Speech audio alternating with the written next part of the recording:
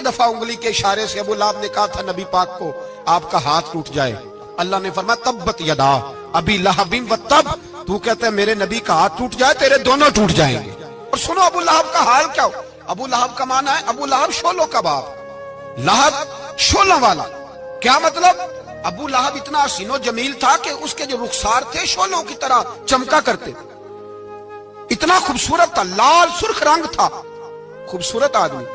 عرب میں جب غربت تھی تو اس کے گھر میں اس وقت بھی 2 اینٹیں سونے کی تھی، اتنا مالدار آدمی اور سردار تھا سارے مکے کا۔ لیکن نبی پاک کی بے ادبی کی، تمہیں پتہ ہی نہیں کہ رب دنیا میں سب سے زیادہ ناراض ہی اس سے ہے جو اس کے رسول کا بے ادب ہے، سب سے زیادہ ناراض ہی اسی سے۔ ابو لہب نہ گیا بدر کے موقع پر، ڈر گیا، کہنے لگا میں نے نہیں جانا، مکے میں رہ گیا، نہ گیا جہاد کے لیے، مسلمانوں کے خلاف نہ نکلا۔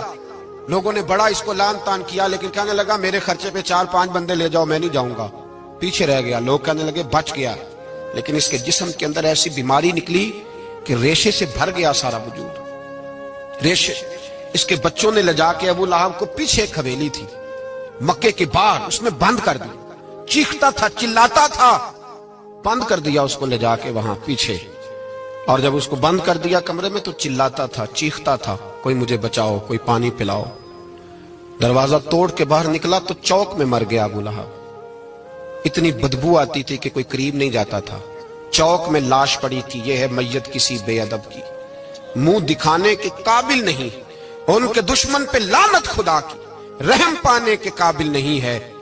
چوک میں لاش پڑی ہے، تبت یدا ابی لہب و تب، چوک میں پڑی ہوئی ہے، کوئی قریب نہیں جاتا۔ اس کے بیٹوں سے لوگ جا کے کہنے لگے تمہارا باپ تھا، شرم کرو۔